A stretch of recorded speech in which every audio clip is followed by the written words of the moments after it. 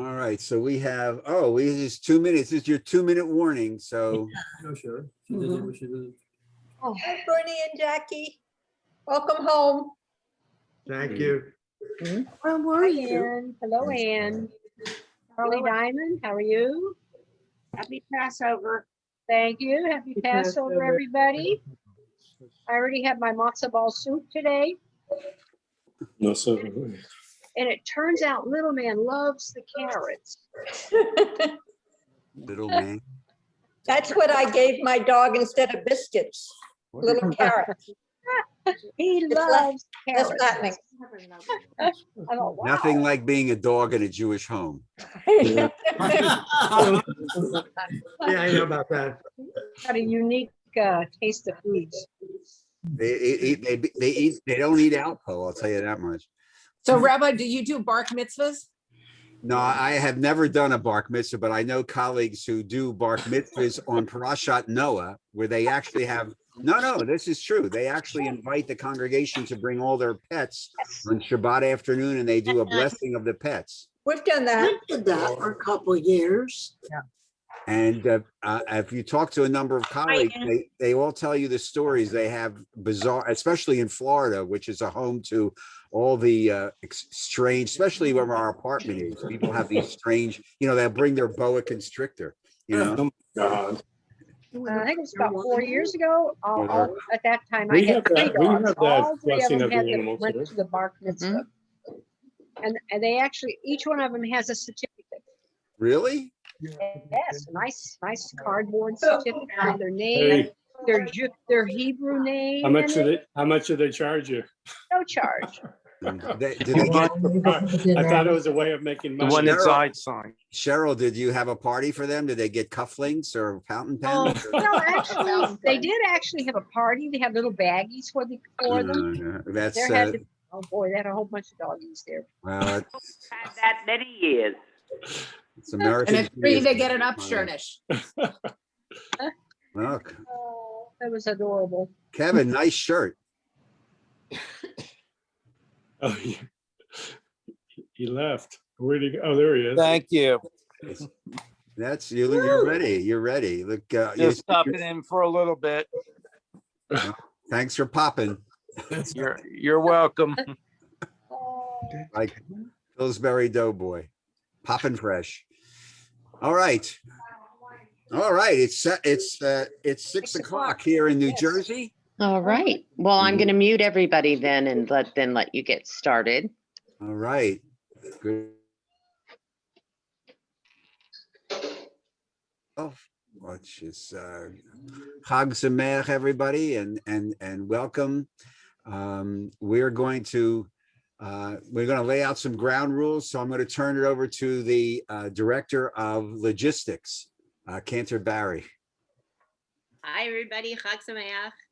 So our Haggadah this evening is going to be completely a screen share that you'll be seeing in just a moment. Once I'm sharing my screen, Rabbi and I can't see the part who's here. So we won't be able to see if you're raising your hand, but we would love for you to do some of the readings for us this evening. So what we'd like to do is, if you're interested in reading throughout this Seder, please go ahead and raise your okay, the doggies, this isn't happening. They were so quiet for the last 20 minutes, but they know we started. So raise your Zoom hand. It's in reactions at the bottom of your Zoom screen. And then when Rabbi calls out for readers, Mary Ellen's going to see the list of participants, and she will let Rabbi know who is next in line. So I am going to go ahead and share my screen now, and I'll be handing this over to Rabbi to start, and away we go. All right, but Mary Ellen, Felice has her hand up. So we have multiple people that already have their hands up, and I assume that they're willing to read. Oh, okay, cool. And so I'm going to take them in the order that they popped up, and that's how I'll read them out. Excellent. Okay, so welcome to our community congregational Seder, and don't forget to mute yourself. Not there. it's, yes. So as you know, we'll fulfill this mitzvah with appropriate rituals. And as we talked about on Friday night, we want to begin with just a moment to give thanks in a blessing way for the scientists who created these vaccines and who are working to make, we hope this is the end of Zoom Seders.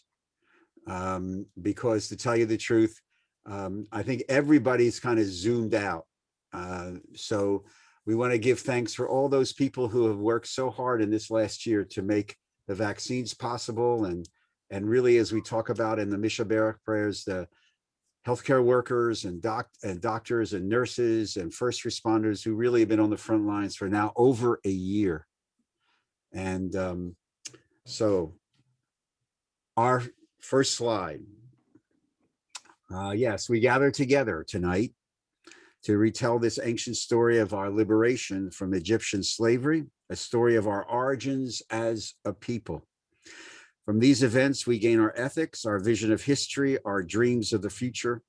And we gather tonight as have 200 generations of Jewish families before us to retell this timeless tale. Our tradition requires that on Seder night, we do more than just tell the story, we must live the story. And tonight we'll re-experience, as you did hopefully last night, the liberation from Egypt. We'll remember how our families suffered as slaves. We'll feel the exhilaration of redemption, and we must relate the bitterness and rejoice over our newfound freedom. We annually return to Egypt in order to be freed. We remember slavery in order to deepen our commitment to end all suffering. We recreate our liberation in order to reinforce our commitment to universal freedom. For our children and for the children written within us, we need to make our stories vivid. And so tonight, our table is a stage. The Seder is like a play. The Haggadah is our script. Here are the props that bring the story to life. The Seder plate contains food symbolic of the story. The matzah, the flat and tasteless, is the bread of our ancestors ate in their rush to reach freedom, as we read this morning's service. The wine is a symbol of our celebration, that we are here together as a family and a congregation and friends, partaking in the feast of freedom's sweetness. And so our first ritual is obviously the lighting of the festival candles.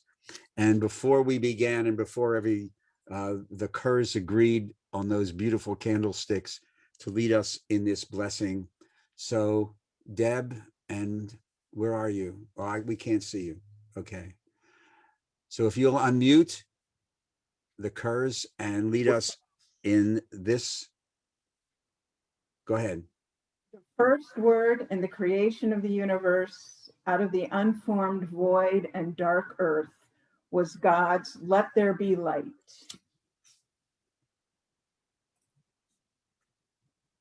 Therein lies the hope and faith of Judaism and the obligation of our people to make the light of justice, compassion, and knowledge penetrate the darkness of our time until the prophecy be fulfilled, that wickedness vanish like smoke and the earth shall be filled with knowledge of God as the waters covered the sea. We, co-creators with God, pray, let there be light. Baruch atah Adonai, Eloheinu melech haolam, asher kishanu b'mitzvotav v'tzivanu lehadlik ner shel yom tov. Blessed are you, Adonai our God, sovereign of the universe, who hallows us with mitzvot, commanding us to kindle the holiday lights. And the Shehechianu Cantor, Barry. could you lead us in the Shehechianu? I can. I had to unmute. It's a whole complicated system going on over here. Okay. Baruch atah Adonai Eloheinu melech haolam shehechianu v'kimanu v'higianu lazman hazeh. Amen.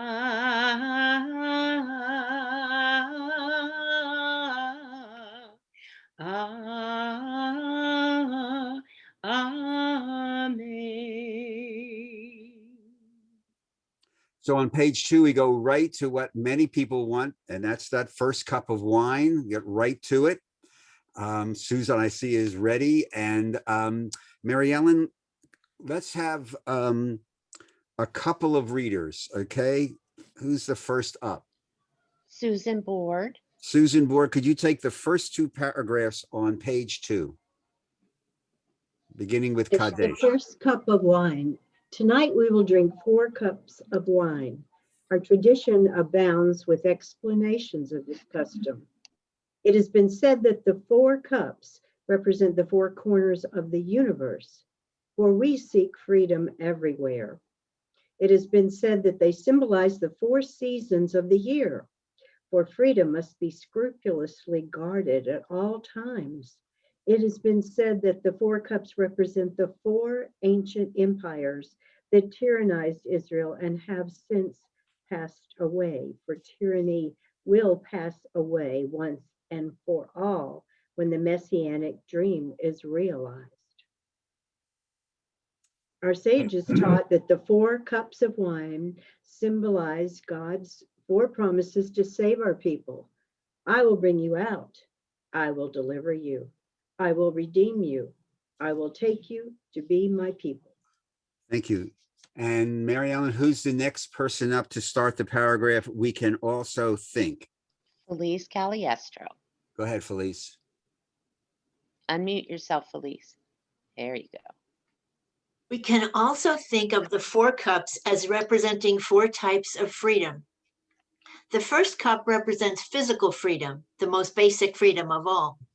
Our ancestors could not accept the covenant of Torah while they were in Egypt because as slaves, they lacked the freedom to determine the course of their own lives. Go ahead. Not all Jews in our world are fully free to live as Jews. We dedicate the first cup of wine to all those who still seek their physical freedom and safety. As Jews, it is our responsibility to help them. This Seder night, we rededicate ourselves to that sacred purpose. May we soon share our freedom and our joy with all our brethren. And so we'll raise up our cups. And Cantor Barry, why don't you lead us to save everybody hearing me sing in the blessing over the first cup of wine. Baruch atah Adonai Eloheinu melech haolam borei peri hagafen. Amen. L'chaim. Only it's, well, go for it. Now, as we talked about a little bit on Friday night when we walked through some of the Haggadot and the adaptations of new rituals, this is a fairly new ritual. The idea of Kos Miriam. This is a ritual that has been added to Haggadot as a result of the Jewish feminist movement in the last 30, 35 years. So, Mary Ellen, who do we have up next as a reader? Rhoda London. Rhoda. I have Dan and Marcia, but I don't see them there. So I'm going to skip them. Rhoda, unmute.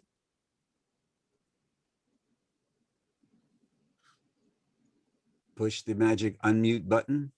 There we go. And could you lead us in the part that says Cup of Miriam, Zot Kos Miriam. This is the cup. Kos Mayim Chayim Zecher Letziat Mitzrayim. This is the cup of Miriam, the cup of living waters, a reminder of the Exodus from Egypt. Go ahead, next slide. Throughout their desert wanderings, the Israelites were refreshed by miraculous springs that bubbled up out of crevices in the rocky landscape. When Miriam died, the waters dried up. The people mourned the slave child who waited by a river, the woman who danced across a sea, the leader who sang a nation to freedom. When the springs flowed once more, they named them Miriam's well. When fear blocks our path, when our travels deplete us, we seek sources of healing and wells of hope. May our questions and our stories nourish us as Miriam's well renewed our people's spirits. And so on many Seder tables, you have a cup of spring water. And that cup of spring water is to symbolize Miriam's wells, Miriam's waters, and the whole idea of Miriam. The next ritual is the ritual of the hand washing, the orchatz. So let's all do this baracha together. You don't have to unmute. You'll just say with me, Baruch atah Adonai Eloheinu melech haolam asher kiddushanu b'mitzvotav v'tzivanu al netilat yadayim. Blessed are you, Adonai, our God, sovereign of the universe, who hallows us with mitzvot and commands us concerning the washing of hands. And the water, as you know, right after Miriam's cup, we do the water is a symbol, a religious symbol through all religions of cleansing, purification, and renewal. Water is a very, very, very powerful, like remember when you come from a cemetery and you walk into a home, usually there's some water to wash, and the symbolism is you're moving from one state to another. So next is the karpas. And Mary Ellen, who's up next as a reader? So we have Marcia and Dan. That's 2 readers. Okay. Okay. Karpas, rebirth and renewal. As spring reawakens all that is green, let us reawaken our ties to the natural world and our bonds to the earth. We dip greens into salt water to remind us of the tears of our ancestors, and we acknowledge through our blessing that there is a creator and a purpose to the universe, that we are partners in the ongoing work of creation. Go ahead. You want to do the next one? And why should? And why should salt water be touched by Karpas? To remind us that tears stop. Spring comes, and with it, potential for change. Baruch atah Adonai Eloheinu melech haolam, borei peri ha'adama. Blessed are you, Adonai, our God, sovereign of the universe, who creates the fruit of the earth. Amen.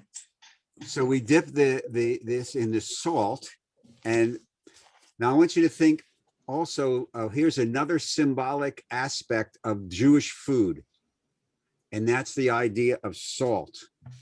Salt is an indispensable ingredient of sacrifice, and we mention this because we're in the middle of readings in the Torah about offerings and sacrifices, and the salt was symbolic of the moral effect of suffering, which purifies an individual and causes sin to be forgiven, according to one of the passages in the Talmud.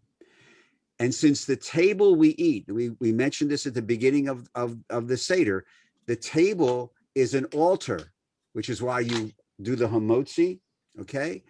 So a table is an altar, symbolic of the temple altar, on which we eat, which is, and in that, it's symbolic of all these ideas of purification. So consequently, some people, and some of you may do this, when you take a challah on Shabbat, some people put salt on the challah before they eat it, and that's just is like this bracha of the karpas. The salt acts symbolically as a purifying. It's purifying your soul, getting it ready for Shabbat. So if you ever see people who, and some of you may do this, who put salt on the challah, that's exactly where it comes from. Just another one of our little traditions. The breaking of the middle matzah. Who is next, Mary Ellen? So we have another dynamic duo, Bernie and Jackie Sims. All right, Bernie and Jackie Sims. We're on page 3 in the middle. Yachatz breaking the matzah. At the center of the table, there is a plate with 3 matzot.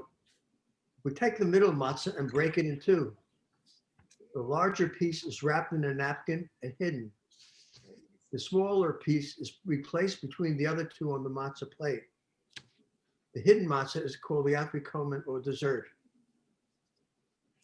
And this is an Aramaic phrase that's very, very famous. Sometimes it's chanted, halach ma'anya da'achlu al chatana bara b'mitzrayim. And this is the bread of affliction that our fathers ate, that our ancestors ate when they were leaving Egypt. And this is the translation here. So go ahead, Sims. Okay. This is the bread of my poverty that was eaten by my ancestors in Egypt. All who are hungry, come and eat. All who are in need, come and join in the Pesach celebration. This year we are here, next year in the land of Israel.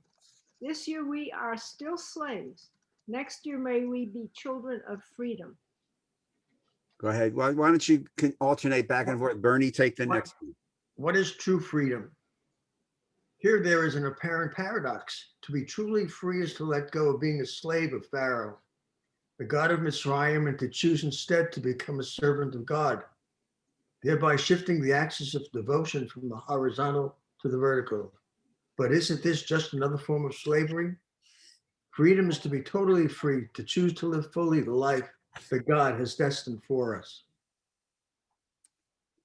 Go ahead, Jackie. And what prevents this? The fear that arises from the mind, ego, that without holding on to something, we are a nothing. So we become enslaved by the illusion that by holding on to something in the temporal plane of existence, we will find an anchor in the sea of chaos. And this anchor creates the illusion of security. And this security creates the illusion of freedom. The closer to living one's destiny, the freer one is. Thus it says of Moses that he was the meekest of men, for he totally let go of the needs of his ego and aligned his faith fully with the will of God. And so that's why, for those of you who study Musar, Moses is always sometimes aligned with the midah of humility. And these readings, and thank you, Bernie, Jackie, these readings about freedom really reflect this, one of the underlying psycho-spiritual messages of Passover, of your own soul. And you need to ask yourself during this, am I free? Am I free, or am I still enslaved to some other type of Pharaoh? Because so many people are. The next section, very, very famous. Now, we need the youngest person or a young volunteer to do the four questions. Rabbi, I was going to play these on the guitar. You are young, and so thank you. So Mark can sing. Mara is ready to she just gave you the look of death right there. So Cantor Barry, take it away. All right, you get to turn pages. I'm ready. Here we go. My mind is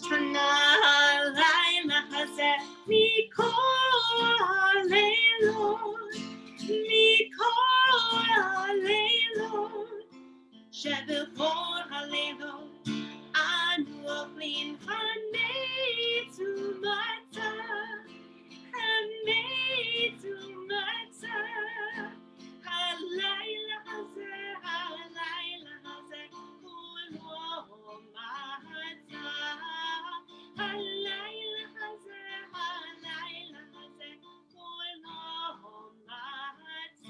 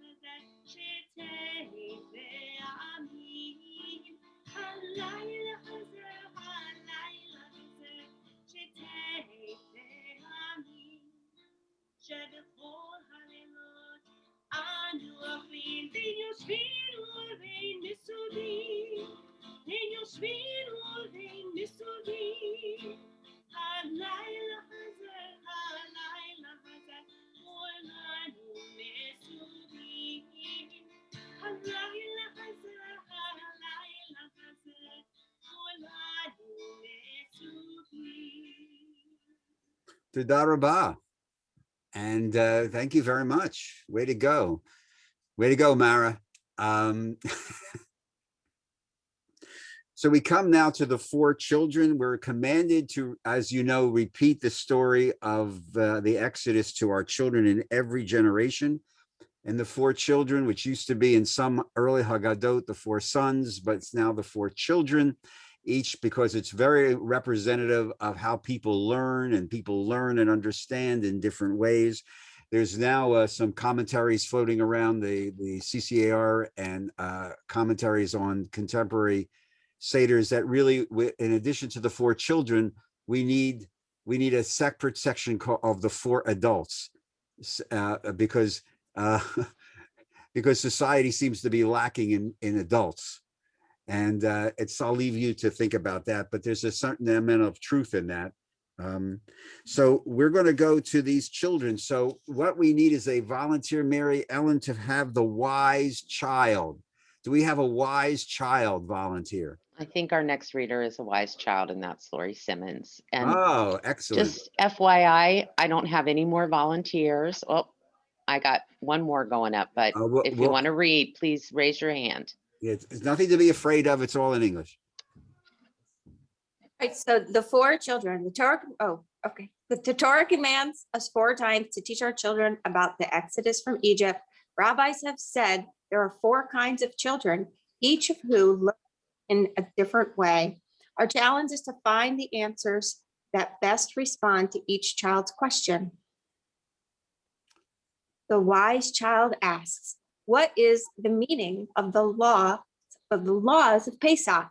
This eager child has a thirst for knowledge and is told all that he or she may ask in the experience of the Seder. Okay, thank you, Laurie. Mary Ellen, do we have a defiant child? We have. I think maybe Marcia Weinstock. Oh, the defiant child asked, what does this celebration mean to you? This isolated child does not include himself or herself in questions and acts like a stranger at the Seder. We challenge this child's defiance by saying, had you been in Egypt at the time of Exodus, you would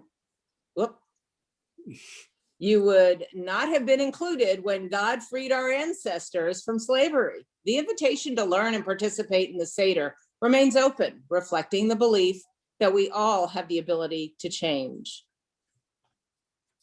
Now we need a volunteer for the simple child. Sherry Wiseman. This simple child asks, what is this all about? We teach the unpretentious and the impressionable child about the story of Exodus in terms that he or she may understand. We afford this child all the attention needed to grasp what is within his or her capacity. There is a child who does not know how to ask.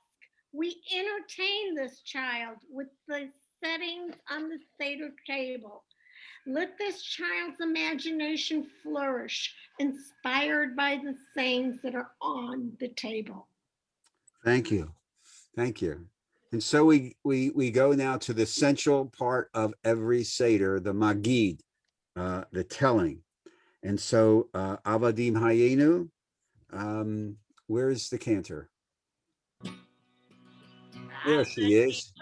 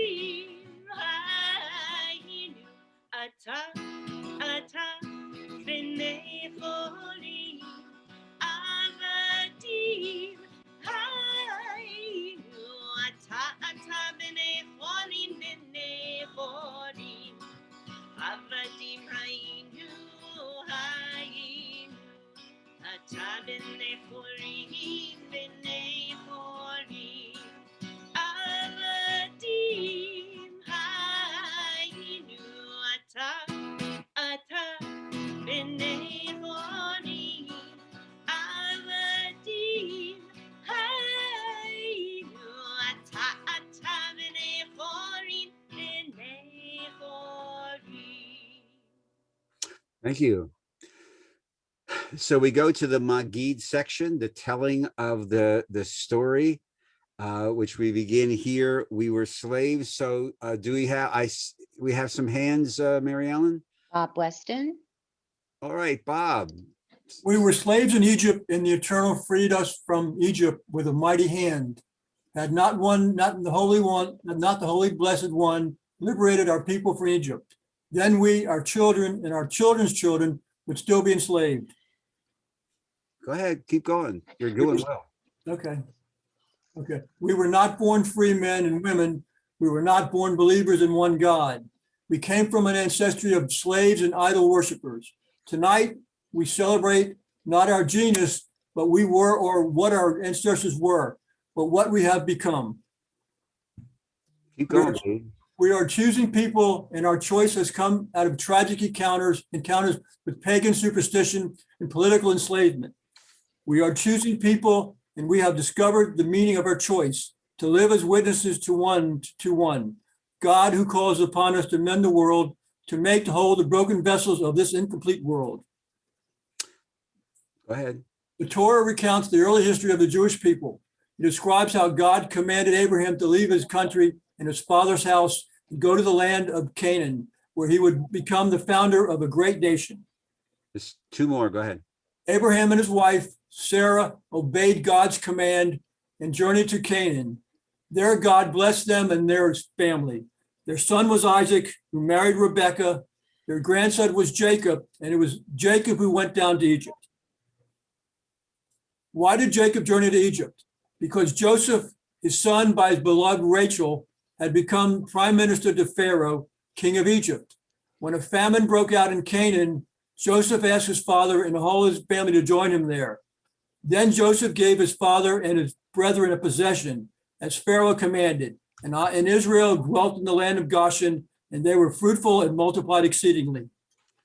Okay, thank you, Bob. Thank you very, very much. On the top of page 6, to continue this journey, Mary Ellen, do we have another volunteer?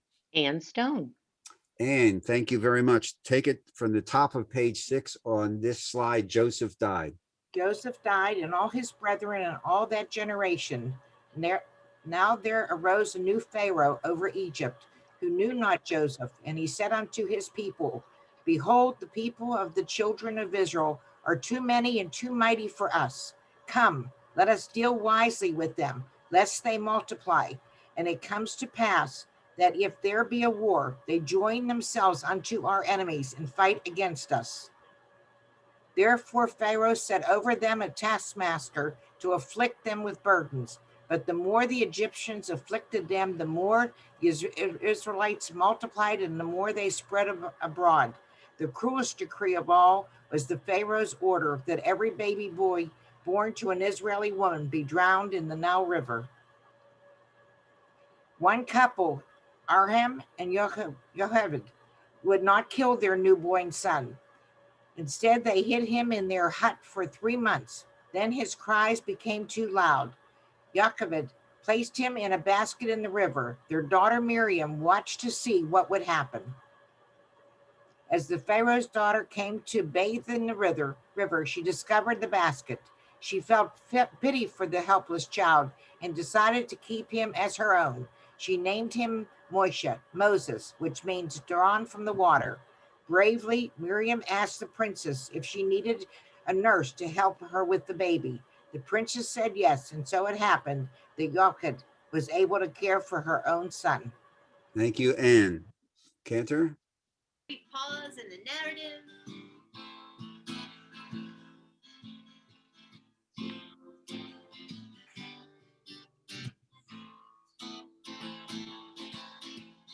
Baby Moses in a basket on the river. Baby Moses in a basket on the river Nile.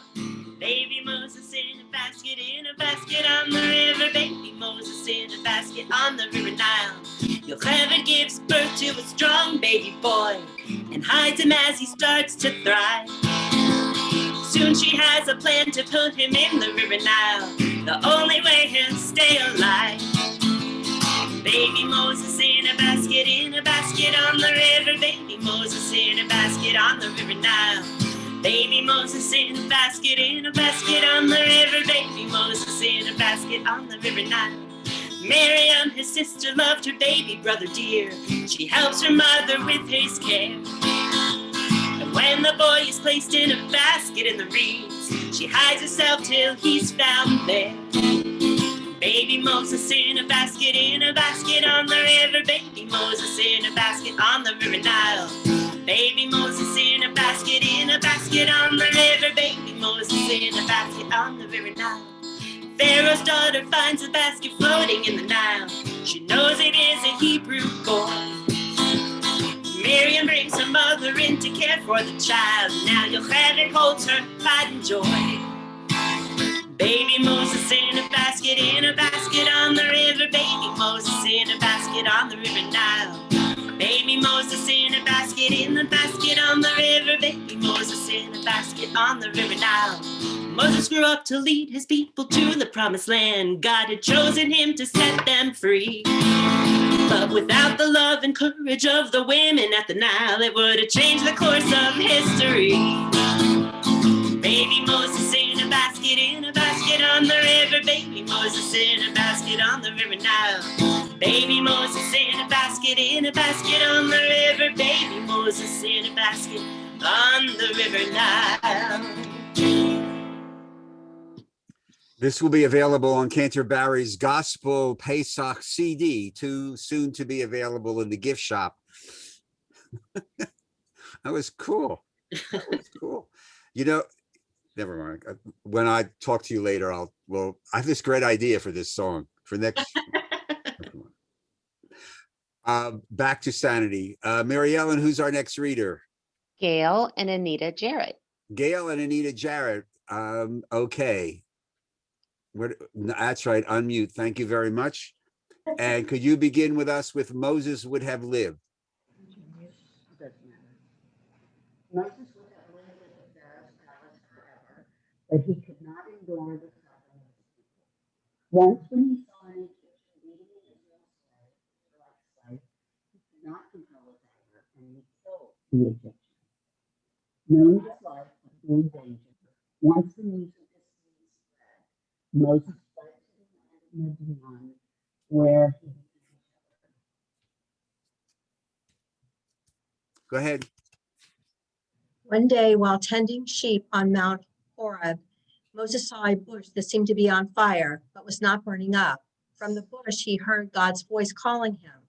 God said, "I am the God of your ancestors. I have seen the suffering of the Israelites and have heard their cries. I am ready to take them out of Egypt and bring them to a new land, a land flowing with milk and honey."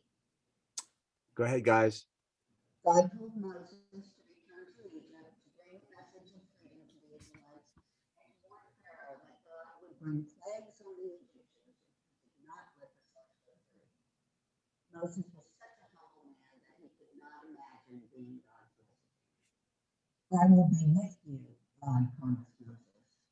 With this assurance and challenge, Moses set out for Egypt. Thank you.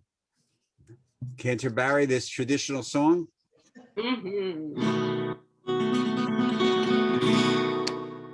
Israel was in Egypt land.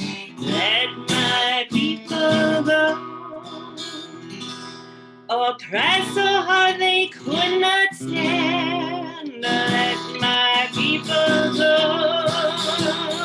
Go down, Moses, way down in Egypt land. Pharaoh,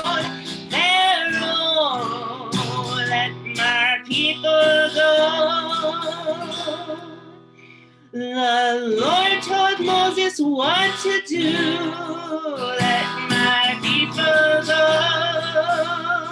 To lead the children of Israel through. Let my people go. Go down, Moses, lay down in Egypt land. Lord, let my people go.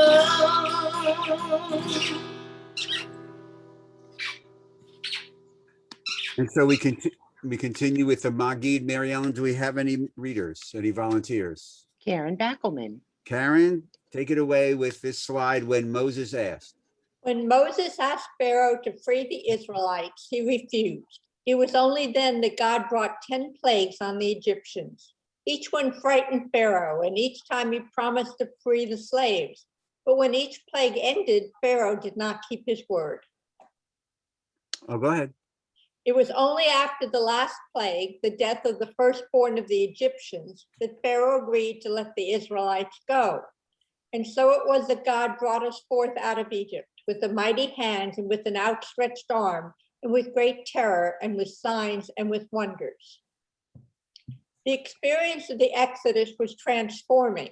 It made us a free people forever.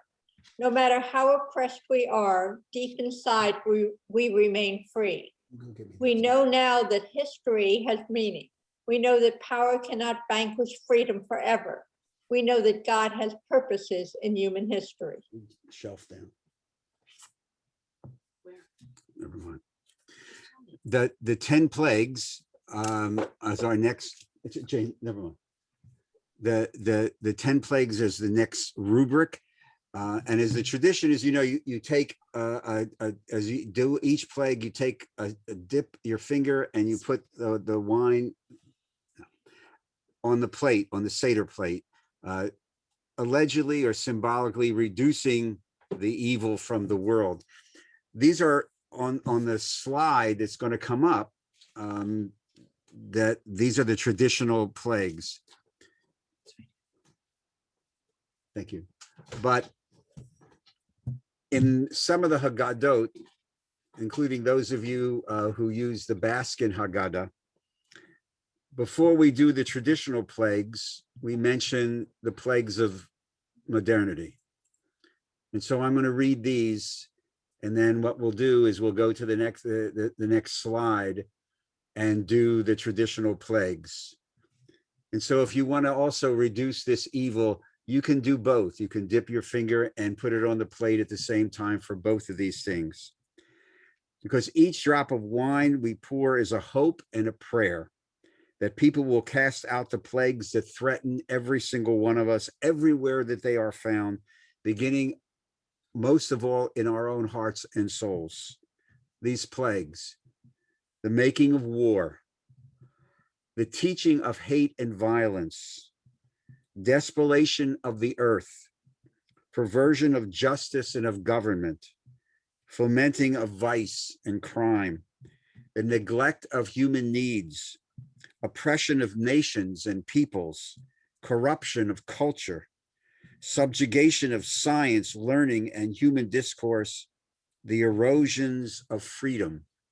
And we continue with those traditional plagues: dam, blood, tsephardeia, lice, kinim, lice arov, bis, dever, they call it cattle disease, shechin boils, barad hail, arbel locust, choshech, darkness, makot bechorot, the slaying of the firstborn.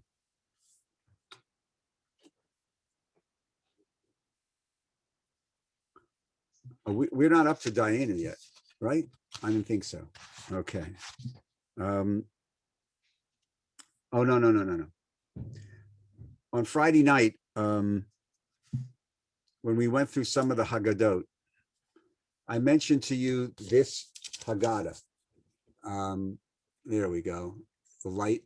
It's the Survivor's Haggadah. This is the Haggadah that was republished in the year 2000.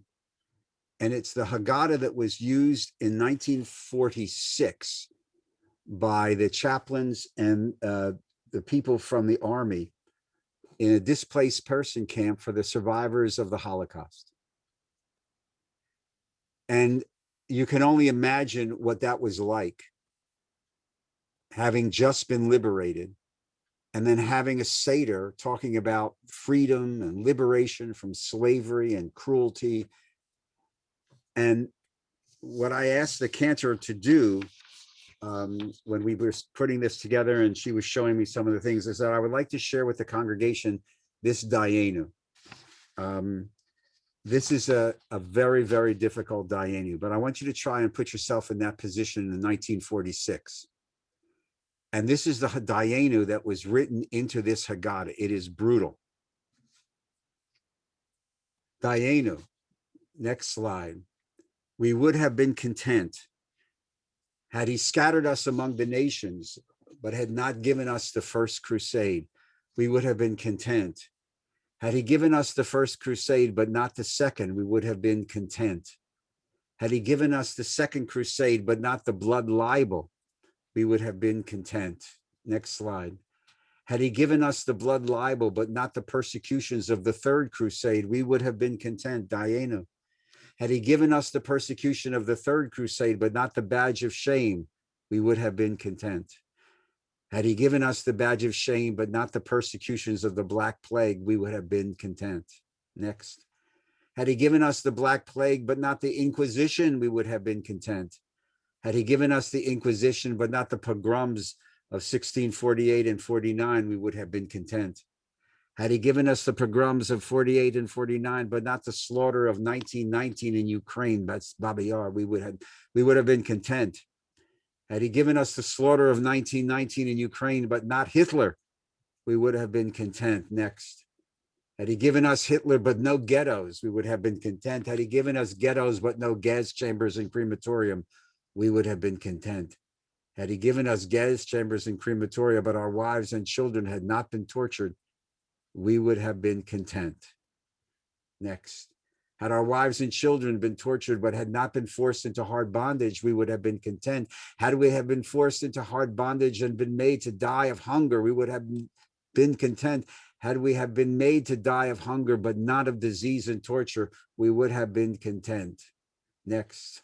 All the more so, since all these have befallen us, we must make aliyah, even if illegally, to wipe out the galut, the diaspora, to build the chosen land and to make a home for ourselves and our children for eternity. That's a very powerful Dayenu.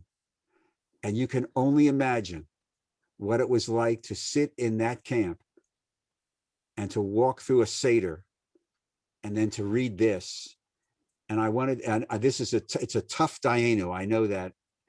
But I wanted to share this with you to let you know that this is not fiction, that we continually emerge from generation to generation, from slavery into hopeful freedom. And that last paragraph about we need to make aliyah, even if it's illegal. And as you know, if you talk to people who did that, you know how difficult it was. Dayenu. Cantor?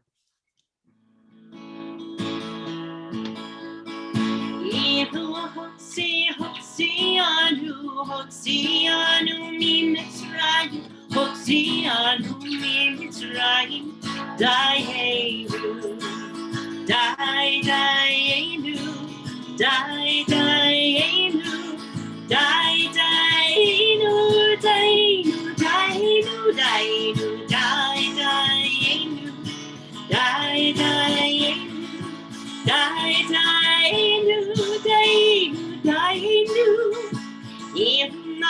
Natalanu, Natalanu, et Hashabat, Natalanu, et Hashabat, Dayenu, Dayenu, Dayenu, Dayenu, Dayenu, Dayenu, Dayenu, Dayenu,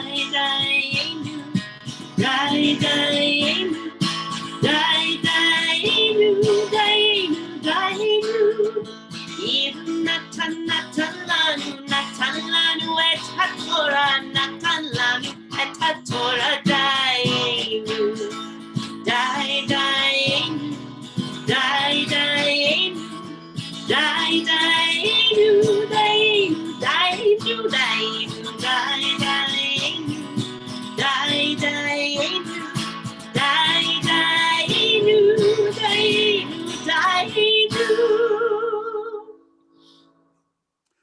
So we know now to Bechol Dor Vador in every generation. Mary Ellen, do we have another reader, another volunteer? Mara. Mara. Never did. It says in the Mishnah in Pesachim. Pesachim. Yeah, that's the Mishnah about Passover. That it is incumbent on each person gathered at the Seder to recite Bechol Dor Vador Chayav Adam Liriot et Atzmo Kiluhu Yatsa Mimitzrayim. Right. Go ahead. In all generations, it is the duty of man to consider himself as if he had come forth from Egypt, just as it says, you shall tell your children on that very day, it's because of this that God did for me when I went out from Egypt. Go ahead. Yeah. Okay. The exodus from Egypt occurs in every human being, in every era, in every year, and even on every day, said the Hasidic rabbi Nachum of Bratslav. At the Seder, we must try to empathize with that original liberation and to discover its relevance throughout the generations. Thank you, Mara. Thank you. That again, the symbolism constantly in the Seder is you repeat this because you remember this is history. You can't be Jewish without really having a sense of history. We are a historical people. And so this sense in the Seder brings this all about, the idea of history. We cannot escape history. Mary Ellen, the next slide, who we have as a volunteer? Laurie Simmons. Laurie, take it away. Second cup of wine. Midrash relates that when the Egyptians were drowning in the Sea of Reeds, the angel wished to join in Israel's song of victory by singing Hallelujah. But God rebuked them, saying, how can you sing hallelujah when my creatures are drowning? In this spirit, we fill our second cup of wine only halfway. Our gladness is diminished by any human suffering, even the suffering of our enemies. Oh, go ahead, Laurie. Okay, the second cup of wine symbolizes intellectual freedom, freedom of the mind.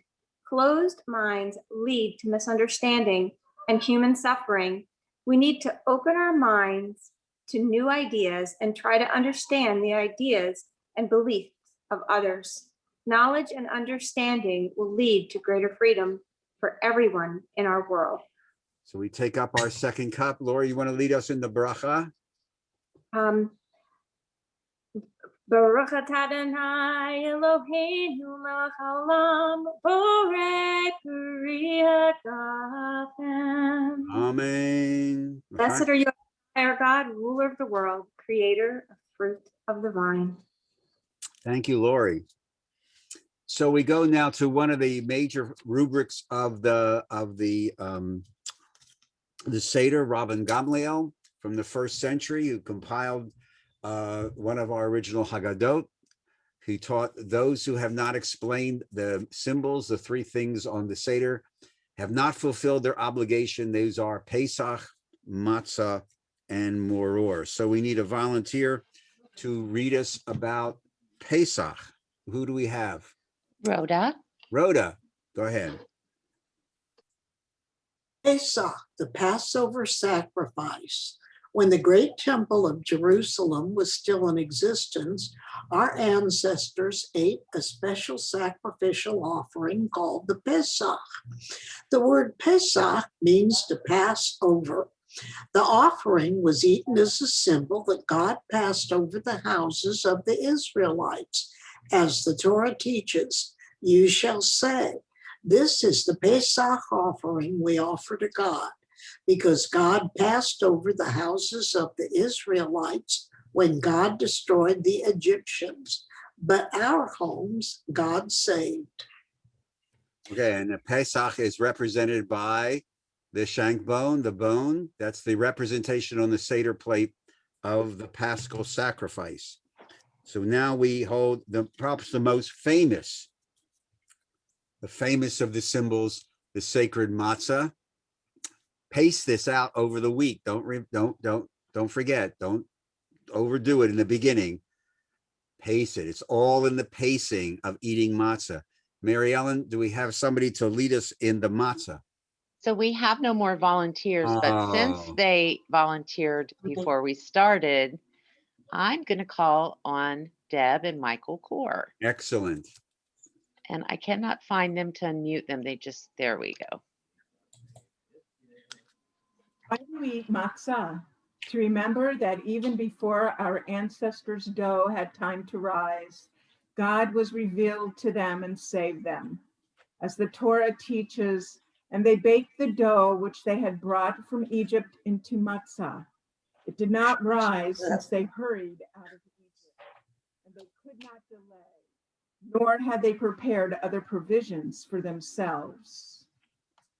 That's the passage we read this morning in the Torah portion. So let's all do this one. You know this one. You can say it every meal. Baruch atah Adonai Eloheinu melech haolam hamotzi lechem min haaretz. Okay, now feel free to eat the matzah. We have to do the matzah blessing first. That comes after the bread. Baruch atah Adonai Eloheinu melech haolam asher kidshanu b'mitzvotav v'tzivanu lah. Oh, that's not right. Al achilat matzah. There's a typo. Make note for next year. Yeah, there's no candle to eat matzah.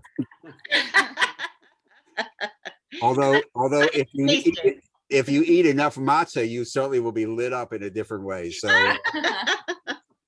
perhaps that was a never mind. We go now to the great debate of the moror, the great debate at every Seder table. Do you use the actual root, or do you open up the bottle with the red stuff? And there's an interesting debate. We now in our family have gone from the red stuff to the horseradish root. And Jane is an expert in carving out thin slices of actual horseradish root. I recommend that 1,000,000%. It really is cleansing. So do we have a volunteer to read the slide here about the moror and the bitter herb? Mary Ellen? Marcia and Dan. Why do we eat bitter foods? To remember that the Egyptians, as the Torah teaches, embittered the lives of our ancestors with hard labor in mortar and brick, and in every manner of drudgery in the field, and worked them ruthlessly in all their labor. On Passover, we eat theology and drink ethics on our plates and our cups with the posture of our bodies, the gesture of our hands, and the way we eat and drink and sing, and the way we converse with one another are found the teaching of a people's faith and ethics. Go ahead, continue. Go ahead, do the moral. Go ahead. The bitter herbs may not be swallowed. They must be chewed and tasted. It is not enough to talk abstractly about oppression, to analyze the cause which led to slavery, to teach about the forced labor camps. To the best of our ability, we are to experience the lives embittered by totalitarian punishment.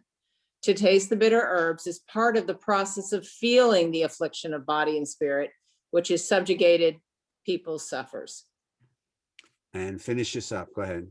Yet when the maror is eaten, it is mixed with the cinnamon charosis, perhaps to teach us that memory can't be immersed only in darkness and despair. The sweet mixture is not the dominant taste as the maror is dipped in the charoset. The charoset is not meant to eradicate the bitter, only to remind us that there is goodness in the world, however small, and hope in the future, however slight. Without the charoset, the only lasting memory would be of that of torture and shame. And so the next slide, let's all do this bracha for the moror together. Baruch atah Adonai Eloheinu melech haolam asher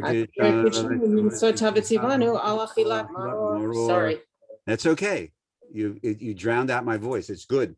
Believe me. So you now take a little bit of the bitter herb. And now for the best part of this section of the service, we take the Hillel sandwich. Okay. This is, sorry. This is based upon a midrash from Hillel. Eating the matzah and the moror together was not as trivial to him. Slavery and freedom were merged into one historical event. The bread of poverty became the bread of affliction, the matzah, and should be tasted together with the bitter moror, so that one should know both the bitterness of slavery and the joy of freedom. In the time of freedom, we must not forget the bitterness of slavery. In the time of oppression, we must keep alive the hope of freedom. And what many people do is we take the matzah, we put a little bitter herb on it, and we put the charoset on this. We make a little sandwich. So you take the matzah, the moror, and the charoset, and you blend all these symbols together. And the sweetness, as we read before, compounds the bitter, overtakes the bitterness. And in essence, again, one of the major themes of the Seder is hope for the future. And we'll symbolize a lot when we get to Elijah. So the Te'avon, have the Hillel sandwich. Excuse me while I take a bite. It's very good. Okay. Mary Ellen, Laurie Simmons put a chat up that she'd also like to volunteer to read something. So why don't we ask if it's okay with Laurie wherever she is? She's Rhoda's sister and she's with her. I've just asked Rhoda to unmute. And Laurie, if you could read for us next. The third cup, Laurie. The third cup of wine. The third cup of wine symbolizes spiritual freedom. Our people has known the need for spiritual resistance in many ages. Even in the worst of circumstances, we have maintained our dignity and identity as Jews. Even in the concentration camps, many Jews scrupulously observe halakha. In defiance of the oppression they suffered at the hands of the Nazis. One such Jew addressed this question to Rabbi Ephraim Oshry. Should a Jew, having to perform forced labor for the Nazi, continue to recite the benediction in the morning prayers? We praise you, Adonai our God, ruler of the universe, who has not made me a slave. Rabbi Oshry responded, heaven forbid that we should give up reciting this bracha blessing. On the contrary, now of all times we are obliged to say this blessing so that our adversaries and tormentors realize that although we are in their power to do with us as their wicked machinations devise, we nonetheless perceive ourselves not as slaves, but as free people, prisoners for the time being, whose liberation will come soon. Let us seek the spiritual freedom that generations before us sacrificed to maintain. Let us open our hearts and minds to experience God in our own lives. And that morning blessing, thank you, Lord, is in the Nisim B'chol Yom, which we chant in the morning service, like this morning and yesterday morning. And it's a baracha that now in our prayer book says, thank you, God, for you have made me to be free. And so the next slide, let's all do, we know this by heart now. This is the third cup, so go for it. Everybody together. Baruch atah Adonai Eloheinu melech haolam, borei peri hagafen amen. Okay, third one down. Now to Elijah's cup, the lead into Eliyahu Hanavi. Who's next, Mary Ellen? Ernie and Jackie Sims. Okay. Unmute, Bernie. The prophet Elijah symbolizes the hopes and dreams of the Jewish people. Elijah challenged the injustice of the king and overthrew idol worship. He healed the sick and protected the helpless. At the end of his days on earth, his disciple Elisha had a vision of Elijah being carried off to heaven, alive in a fiery chariot. The prophet Malachi promised that Elijah would return one day to announce the coming of the Messiah, when all the world will celebrate universal freedom. Legend relates that Elijah returns to each day to carry forward the work of bringing justice and peace to our troubled world. This cup is Elijah's cup. In setting this cup at our table, we invite Elijah to join us, and we bring his passion for justice into our lives. But the cup still stands empty. No one has yet stepped forward to fill it. According to Hasidic custom, we now pass Elijah's cup from person to person at our table, each of us pouring a little wine into Elijah's cup from our own cups until it is filled. In this way, we recognize that we must act together, each contributing our best talents and energies in order to bring Elijah's promise to the world. We open the door, we stand, and we sing of the redemption Elijah will bring. So we'll turn now to Eliyahu Hanavi, and it's your custom and our tradition to you go to the door, open the door, and see if the prophet Elijah is there, or if the cup of wine is then depleted. So as the cantor leads us in Eliyahu Hanavi, why don't you check that door, because you never know, this could be the year. Cantor Barry. Eliyahu Hanavi, Eliyahu Hatishbi, Eliyahu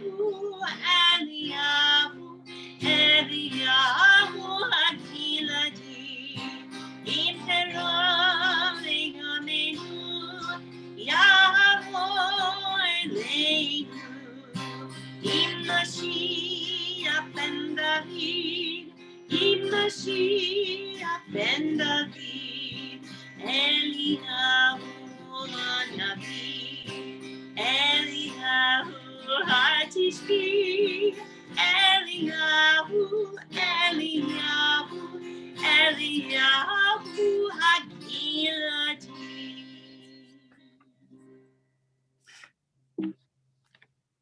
And so we turn now to the fourth cup, the cup of hope, which follows the cup of Elijah.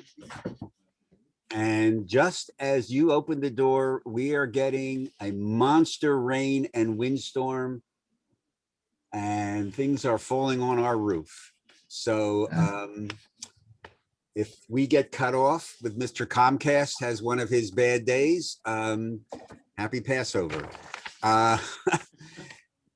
So we need a next volunteer. I think we have somebody, Mary Ellen. The Bloomfields. The Bloomfields. Could you lead us in the fourth cup, the cup of hope?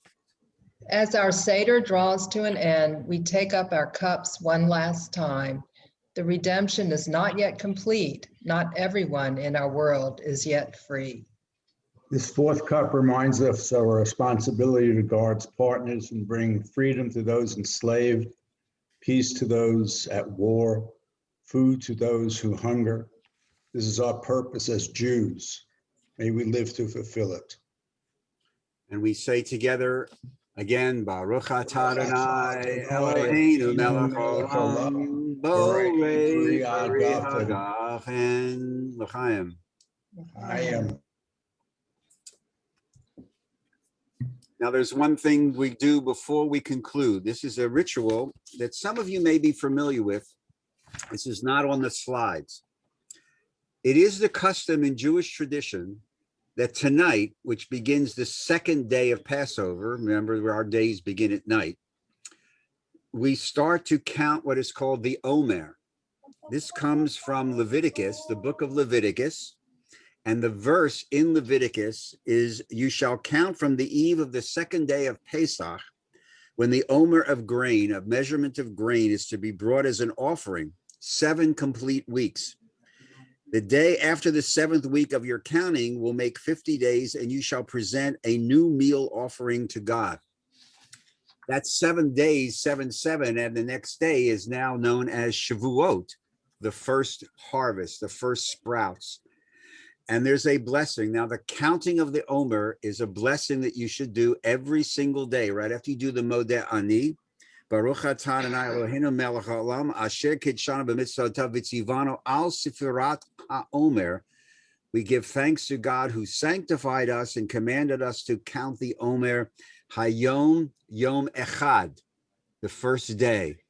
And there's lots of midrashic interpretation of what this means. It's not merely in our contemporary world where we don't really harvest much anymore as Jews, but this is very symbolic in a very existential way.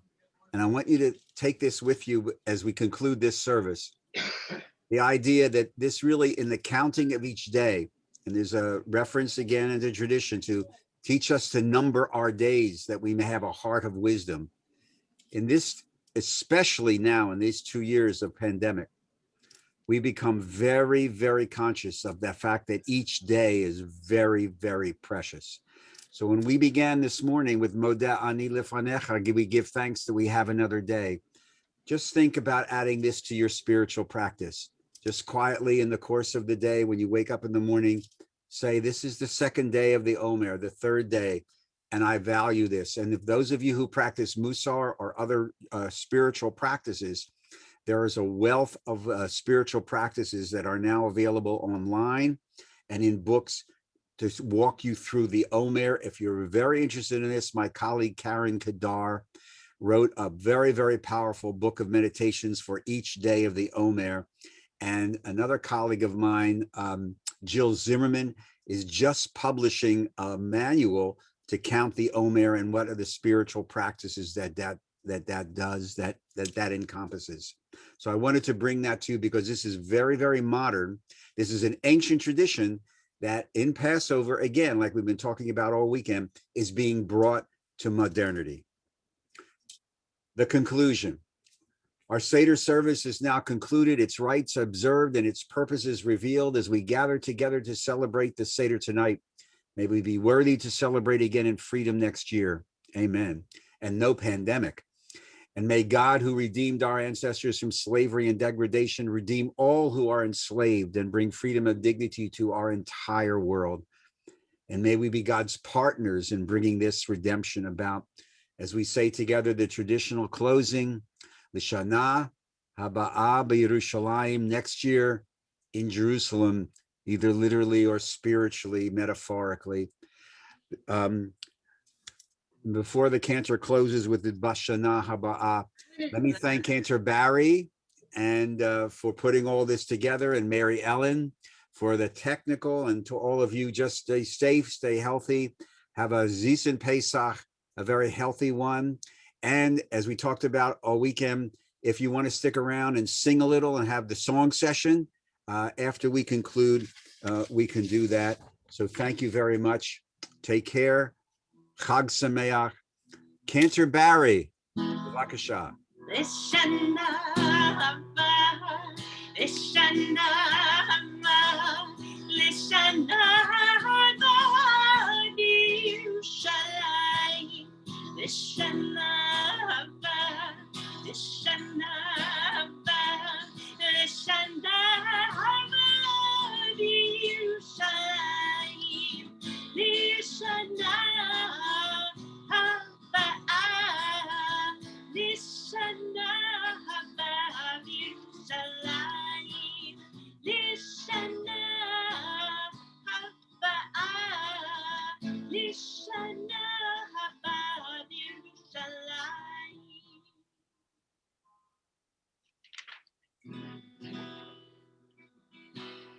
Lishana haba, Lishlem al hamyutesed b'nizkor ziporim nodedot. Yes, they do. Yeladim lechusha yisafektu b'besed ben habayim lebein hasedot.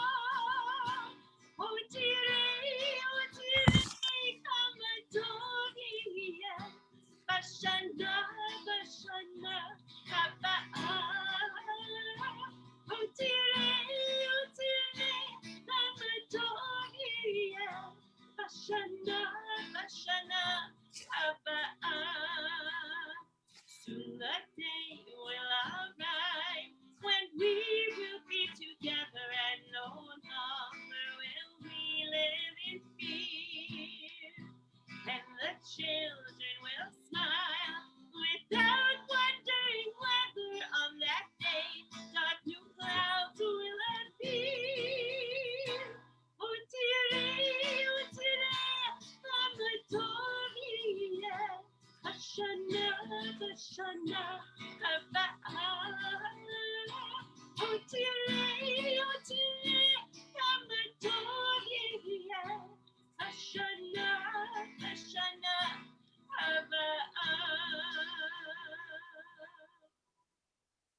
Chag Sameach, everybody.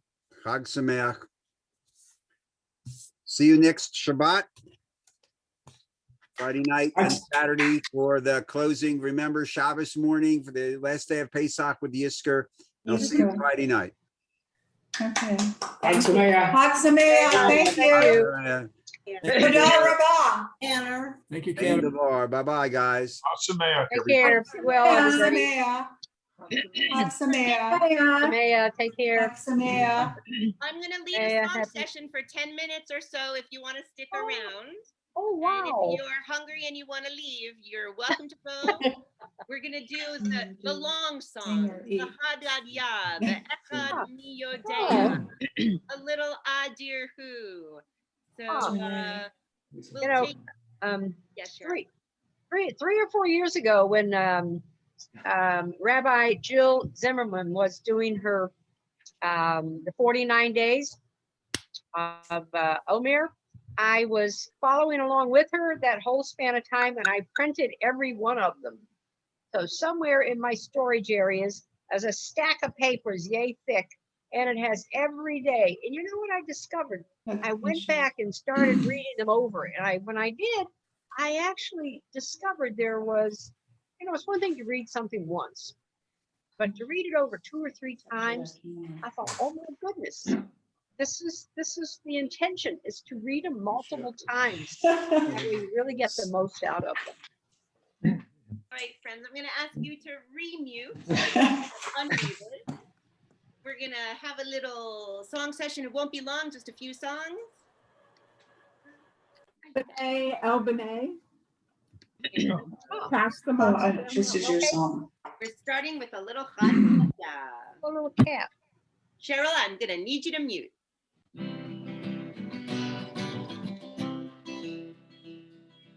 Hadadyah, Hadadyah, my father fought for Tuzuzi. Hadadyah, Hadadyah. Then came the cat that ate the kid. My father fought for Tuzuzi. Hadadyah, Hadadyah. Then came the dog and it bit the cat that ate the kid. My father fought for Tuzuzi. Hadadyah, Hadadyah.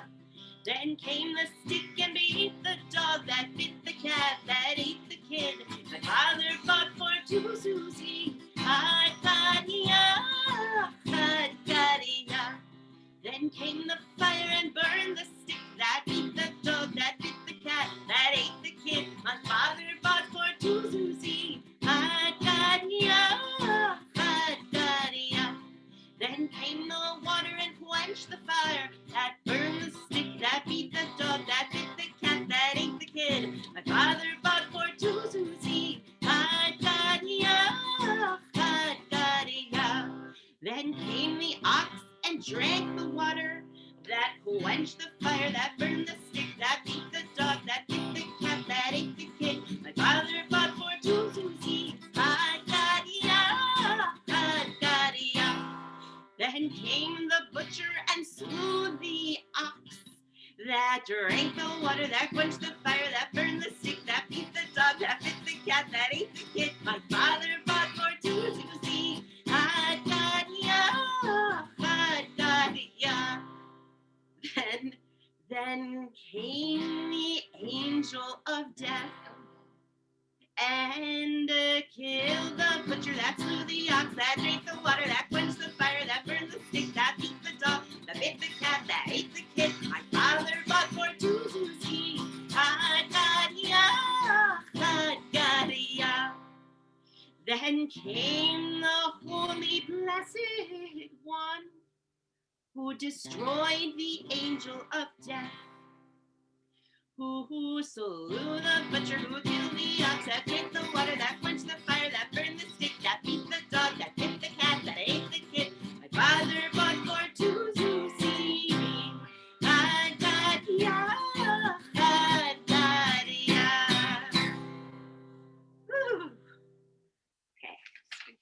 Okay. So now we have Echad Miyodea, who knows one? This one's all in Hebrew. because I prefer the Hebrew version.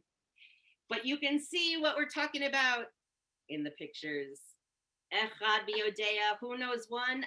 Echad ani yodea, I know one. Echad Eloheinu, one is our God. Shabashamayim uva'aretz, in the heaven and the earth. Here we go. Echad miyodea, Echad ani yodea, Echad Eloheinu, Eloheinu, Eloheinu, Eloheinu, Eloheinu, Shabashamayim uva'aretz. Shnayim miyodea, Shnayim ani yodea, Shnei luchot habrit, Echad Eloheinu, Eloheinu, Eloheinu, Eloheinu, Eloheinu, Shabashamayim uva'aretz. So those two were the tablets. Three are our fathers. Shlosha ani yodea, Shlosha ani yodea, Shlosha avot shnei luchot habrit, Echad Eloheinu, Eloheinu, Eloheinu, Eloheinu, Eloheinu, Shabashamayim uva'aretz. Well, if three were our fathers, four are our mothers. Arba ani yodea, Arba ani yodea, Arba imachot, Shlosha avot, Shnei luchot habrit, Echad Eloheinu, Eloheinu, Eloheinu, Eloheinu, Eloheinu, Shabashamayim uva'aretz. Five of them up to the Torah. Chamisha ani yodea, Chamisha ani yodea, Chamisha chumshei Torah, Arba imachot, Shlosha avot, Shnei luchot habrit, Echad Eloheinu, Eloheinu, Eloheinu, Eloheinu, Eloheinu, Shabashamayim uva'aretz.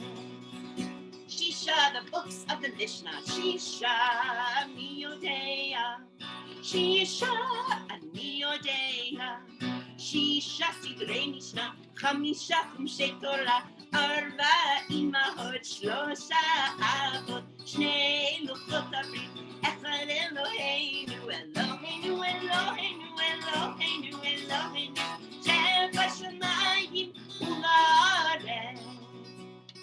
7 are the days of the week. Shiva miyodea, Shiva ani yodea, Shiva yemei shata, Shisha sidrei Mishnah, Chamisha chumshei Torah, Arba imachot, Shlosha avot, Shnei luchot habrit, Echad Eloheinu, Eloheinu, Eloheinu, Eloheinu, Eloheinu, Shabashamayim uva'aretz. Shmona are the days until circumcision.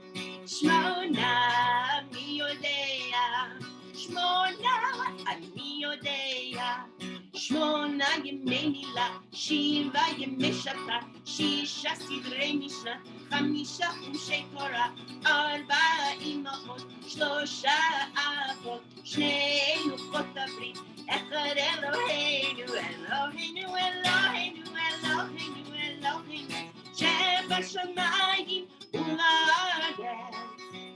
9 are the months of pregnancy.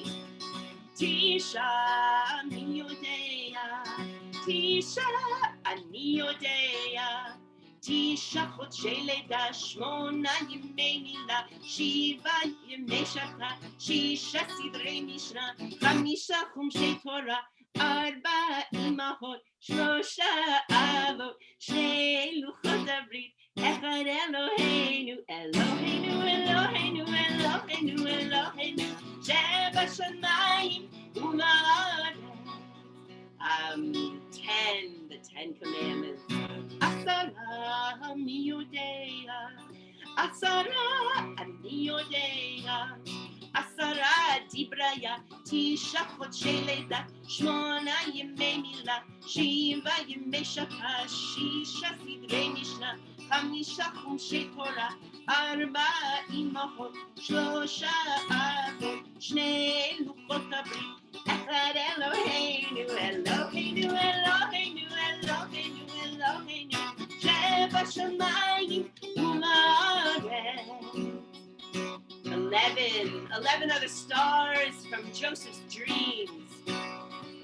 11 אני יודע, 11 אני יודע, 11 חופיה, 10 דבריה, 9 חודשי לידה, 8 ימי מילה, 7 ימי שבתא, 6 סדרי משנה, 5 חומשי תורה, 4 אמהות, 3 אבות, 2 לוחות הברית, אחד אלוהינו, אלוהינו, אלוהינו, אלוהינו, אלוהינו, שבשמיים ולארץ. 12 are the tribes of Israel. 12 אני יודע, 12 אני יודע, 12 שבטיה, 11 חופיה, 10 דבריה, 9 חודשי לידה, 8 ימי מילה, 7 ימי שבתא, 6 סדרי משנה, 5 חומשי תורה, 4 אמהות, 3 אבות, 2 לוחות הברית, אחד אלוהינו, אלוהינו, אלוהינו, אלוהינו, אלוהינו, שבשמיים ובארץ. And the last one is 13. 13 are the aspects of God. 13 אני יודע, 13 אני יודע, 13 מידיה, 12 שבטיה, 11 כופיה, 10 דבריה, 9 חודשי לידה, 8 ימי מילה, 7 ימי שבתא, 6 סדרי משנה, 5 חומשי תורה, 4 אמהות, 3 אבות, 2 לוחות הברית, אחד אלוהינו, אלוהינו, אלוהינו, אלוהינו, אלוהינו, שבשמיים ולארץ.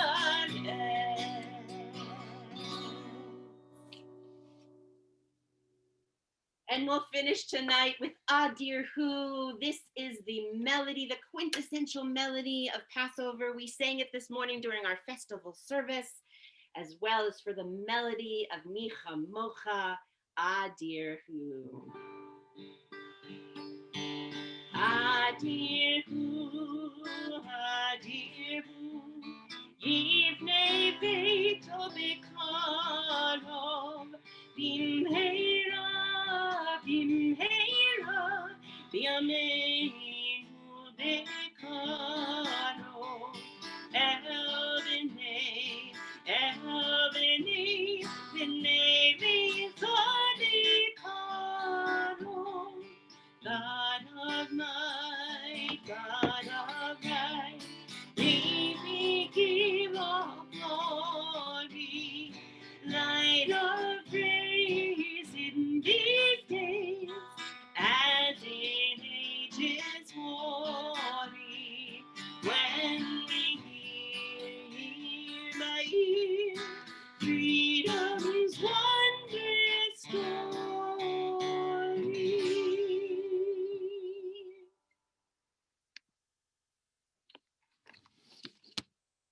All right, everybody, whoever's still hanging around, I hope you enjoyed the song. Hug Sameach, everybody. Hag Sameach. Hag Sameach. Hag Sameach, everybody. Hag Sameach. Toda Rabbah. Great being with you all. Okay. Good to be with you. Okay. I enjoyed it. Bye. Excellent. Good night, everyone. Happy Passover. Thank you, Mary Ellen. Mary Ellen, it's Beverly Fruit. Oh, you muted yourself.